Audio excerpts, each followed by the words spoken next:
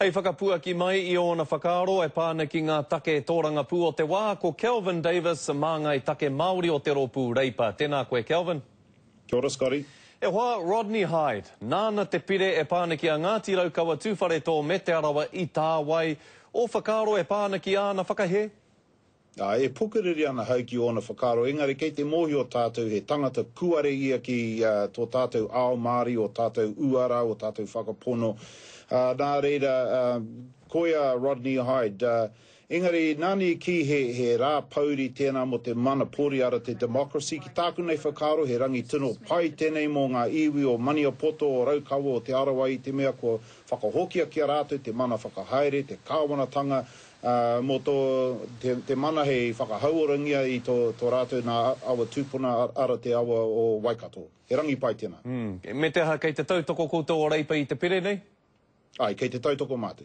Nā, te pire taku tai moana, kei tētahi taha o te rōpū tōranga pū Māori ko te kāwanatanga, kei tērā atu taha ōna ko āna kai tautoko e mea na kaua e tautoko I te pire. Mena kei roto koe I te rōpū tōranga pū Māori, Kelvin, ka aha koe? Me rangirua ana te pāti Māori mo tēnei kaupapa kei a rātou tēnā kaupapa hei whakatukangia I Wainganui a rātou anō. Engari, tōki tino raruraru mo tēnei pire mo te takutai moana tuarua e pēnei ana. Kua uru atu te pāti Māori ki roto I te whare pāremata e mea ti ana mā rātou e whakatukangia e whakatau. Engari, e hara tēnā te āhuatanga. Kei te rangirua tonu ana te iwi Māori.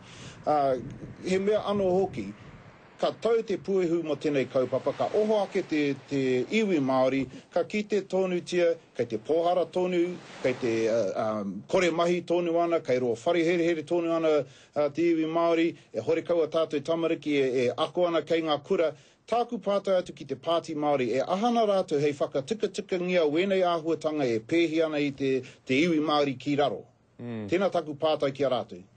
E hana koutou hei whakatikatika I e raruraru? Te mea tuatahi māku hei whakatukangia I ngā kura, te āhuatanga o te whakaako I ngā tamariki Māori, I te mea ko te mātauranga, te huarahi mo tātou te iwi Māori. E hoa pēhea te whanaungatanga I Wainganui a koutou o reipa I muri hoi ngā raruraru I pā ki a Chris Carter? Ko waia Chris Carter. E whānau ko tahi mātou o te rōpū reipa, kua whiua mātou I te āporo piro ki waho o te kete kānui ngā kōrero e pāna ki tēnā kaupapa. Kua raruraru katoa I a koe. Ka hui koutou o reipa a koe nei, pēhea ngā whakaaro o koutou o ngā Māori o reipa, ki ēnei mahi hai kupenga Chris Carter. Homai he whakautu pono ki tērā pātai pono āku. Te anga nei e hanga wairangi ana ngā kōrero a Chris Carter kei muri mātou katoa ngā mema pāremata o te rōpū reipa I tō mātou tūmaki a Piripi Goff. Koia te tangata. Nea, hakoa I kia Chris Carter te kaumā waru o koutou kāri te rata ki a Phil Goff, hei tāu kei te tautoko koutou katoa I aia? Mea ka ki ia ko tōku ingo kei runga tēnā rārangi mohia marikana te motu e rūpahu rawa ana ia.